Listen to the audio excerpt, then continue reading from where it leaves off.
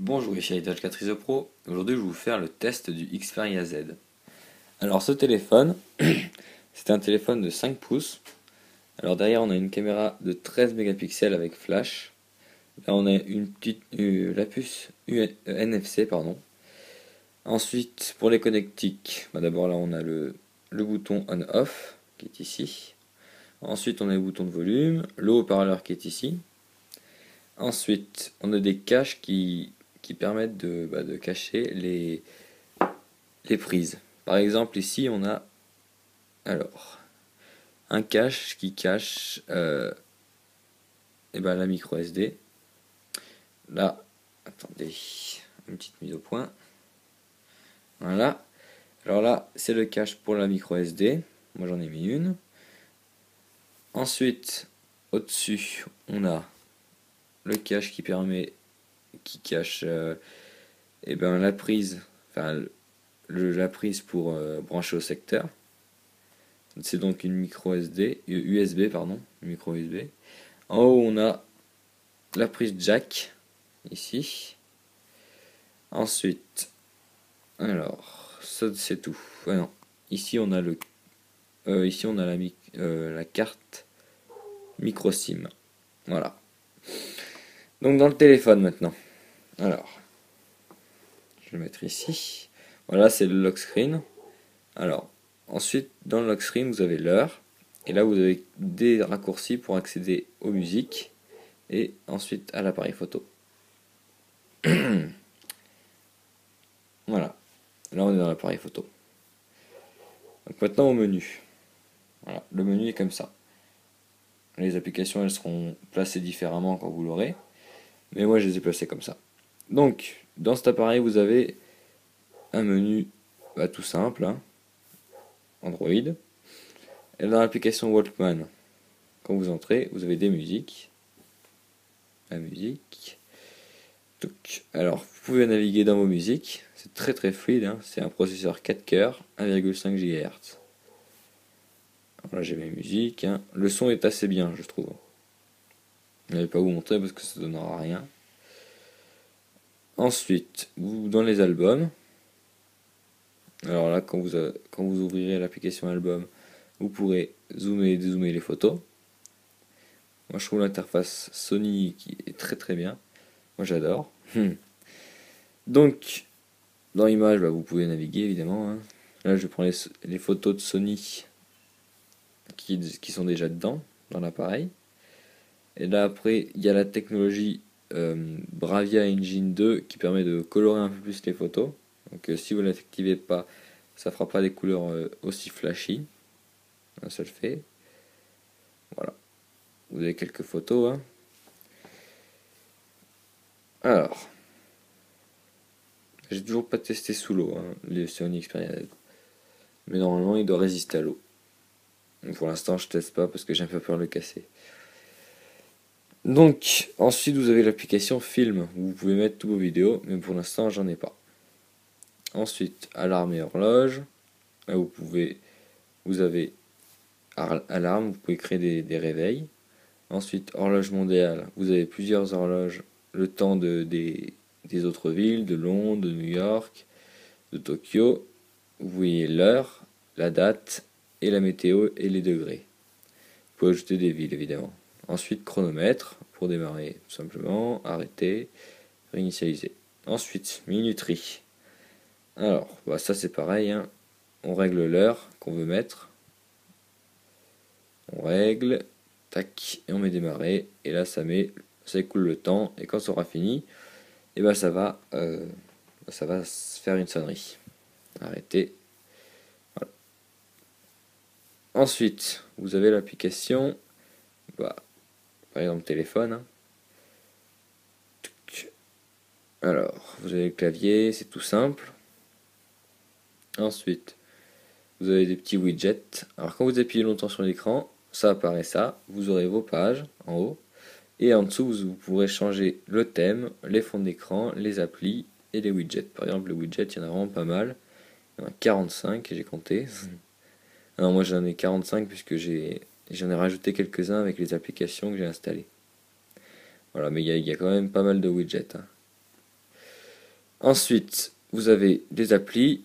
En dessous, vous avez toutes vos applications et vous pouvez les ajouter sur les pages.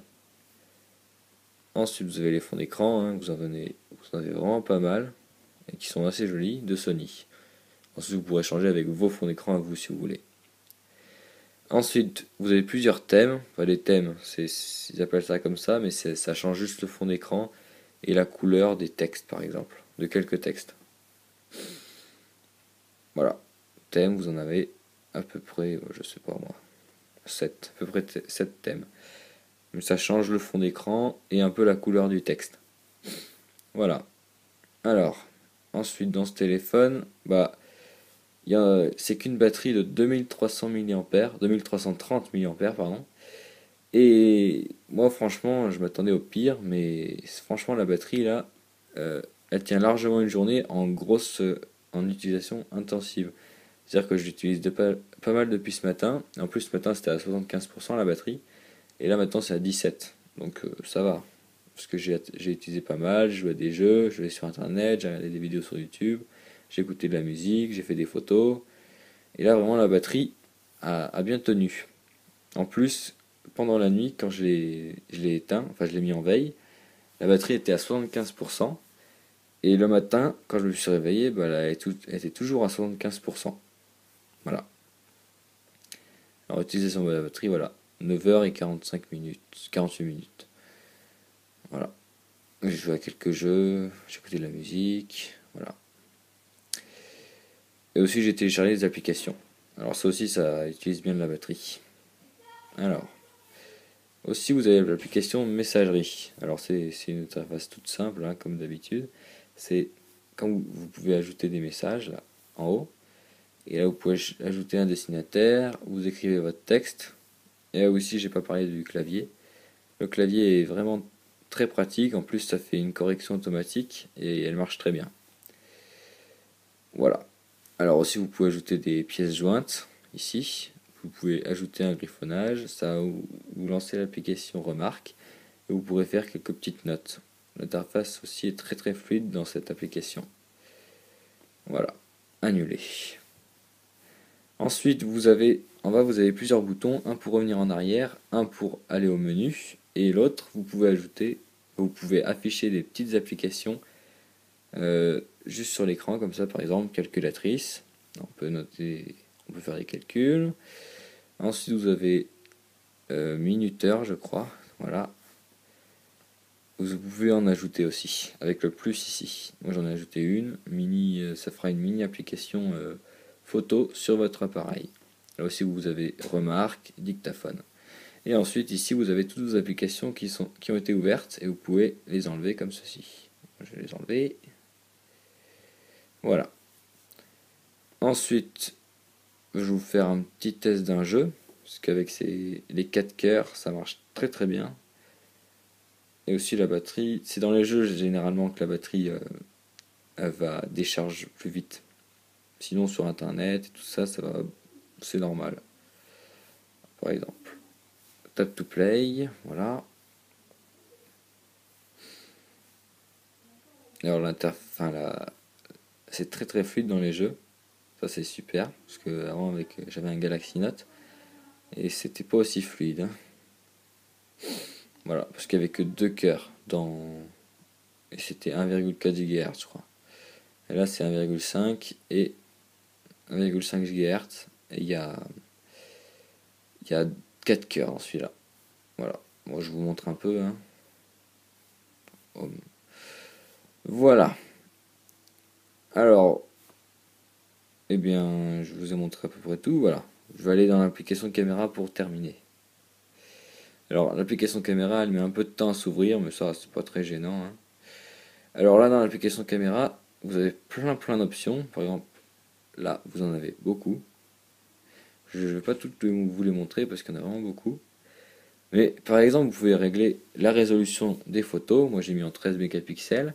Vous pouvez mettre 9 mégapixels, 2 mégapixels, 5 mégapixels et VGA.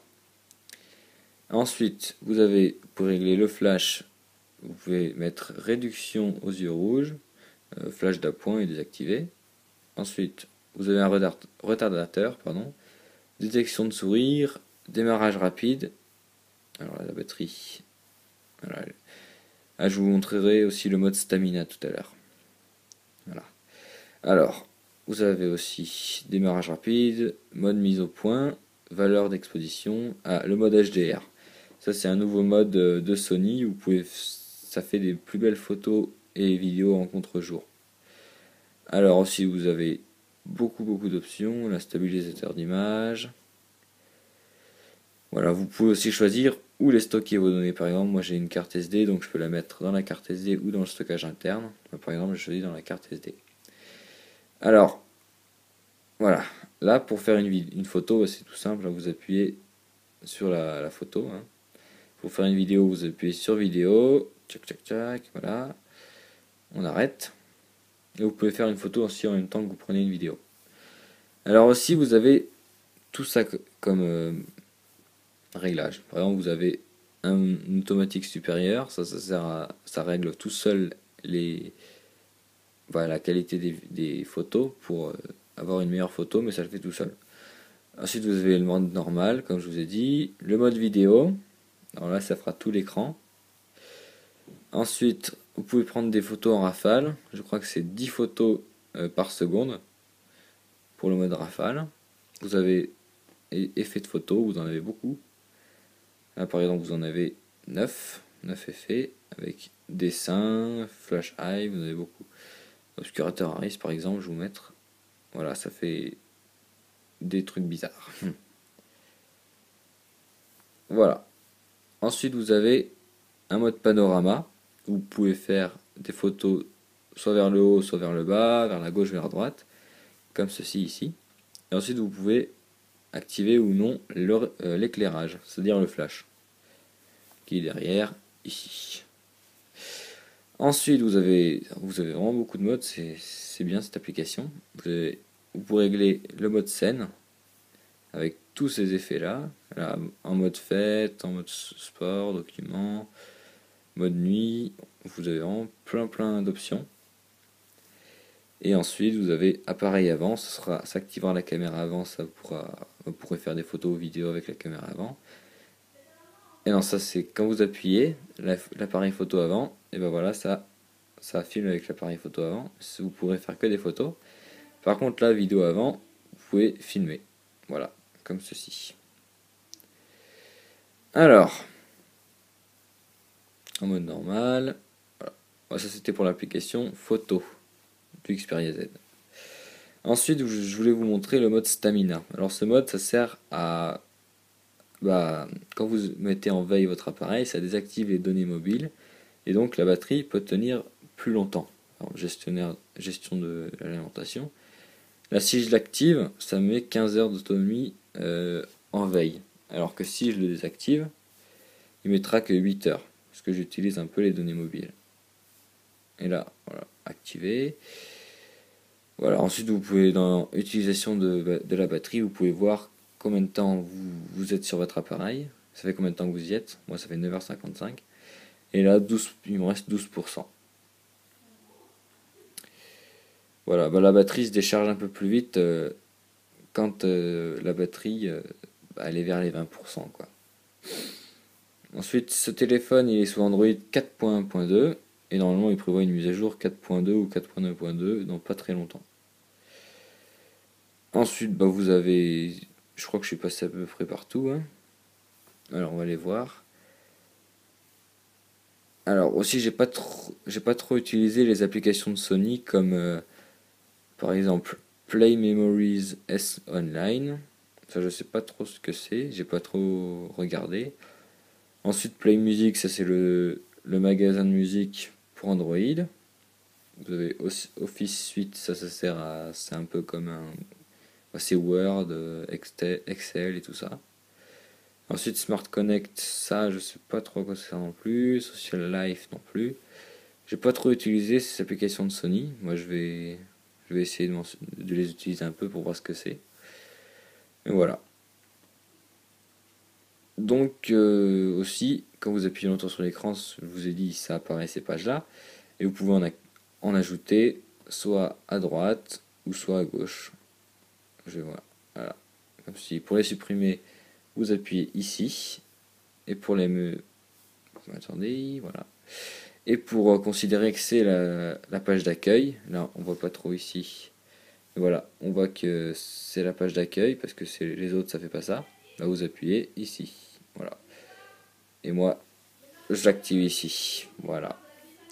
Donc ben voilà.